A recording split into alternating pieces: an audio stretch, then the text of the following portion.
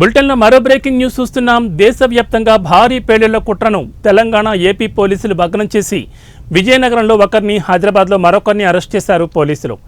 కోర్టులో ప్రవేశపెట్టగా 14 రోజుల రిమాండ్ విధించింది కోర్టు. తాజాగా సిరాజ్, సమీర్లను పోలీస్ కస్టడీకి ఇచ్చింది. 5 రోజుల పాటు ఇద్దరిని విచారించనున్నారు పోలీసులు. సిరాజ్, సమీర్ల బ్యాంక్ లాకర్లను ఓపెన్ చేయనున్నారు. ఇప్పటికే సిరాజ్ బ్యాంకులో 45 లక్షల నగదు గుర్తించారు.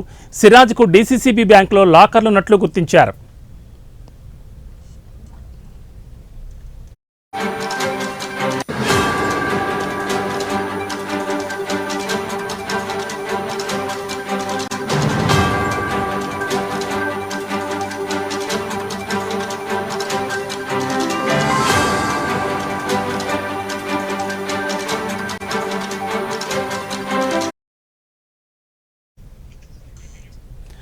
రెండు రోజులుగా బ్యాంక్ లాకర్లు ఓపెన్ చేసేందుకు ప్రయత్నించారు. లాకర్లు ఓపెన్ కాకపోవడంతో అధికారులకు సమాచారం ఇచ్చారు.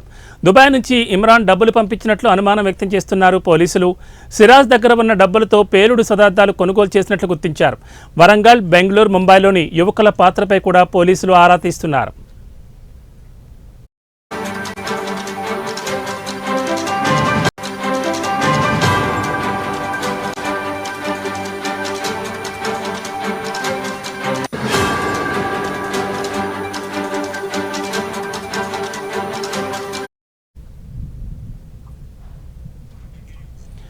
పేలుళ్ల కుట్రకోణం కేసులో కీలక అంశాలు వెలుగులోకి వస్తున్నాయి.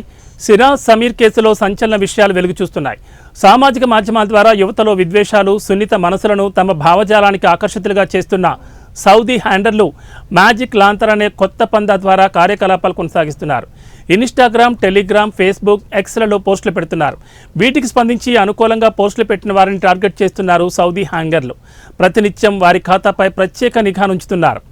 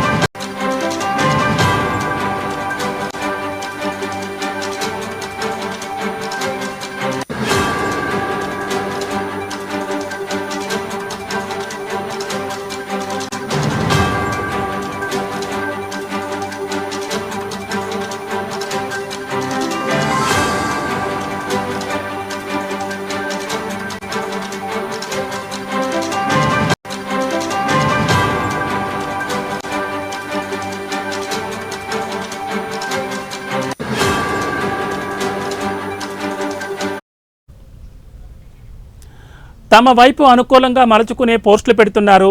సమస్త సానుభూతి పరులతో పరిచయం చేయించి సమావేశం ఏర్పాటు చేస్తారు. వారికి కావలసిన నిధులు సమకూరుస్తున్నారు ఆ సంస్థ ప్రతినిధులు. వీరిని ఎప్పటికప్పుడు ఆపరేటింగ్ చేస్తున్నారు సౌదీ హ్యాండర్లు. అలా సౌదీ హ్యాండర్లకు చిక్కిన సమీర్, సిరాజ్ ఉగ్రవాద కార్యకలాపాలకు ఆకర్షితులుగా మారినారు.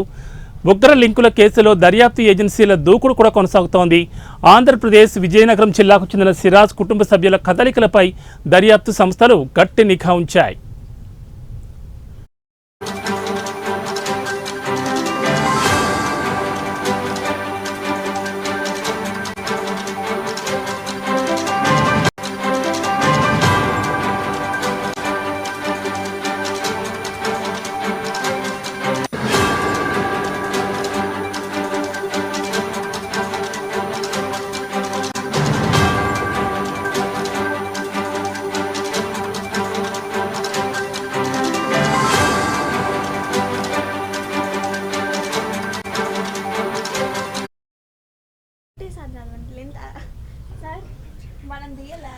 సిరాజ్ బ్యాంక్ ఖాతాలో భారీగా నగదును గుర్తించారు. కేసు నేపథ్యంలో సిరాజ్ బ్యాంక్ ఖాతాలను సీజ్ చేశారు. అయితే డీసీసీబీ బ్యాంకులో ఉన్న లాకర్ తెరిచేందుకు సిరాజ్ తండ్రి విఫలయత్నం చేసినట్లు తెలుస్తోంది. ఖాతాను సీజ్ చేయడంతో లాకర్ తెరవడానికి కుదరదని సిరాజ్ తండ్రికి బ్యాంక్ అధికారులు తేల్చి చెప్పారు.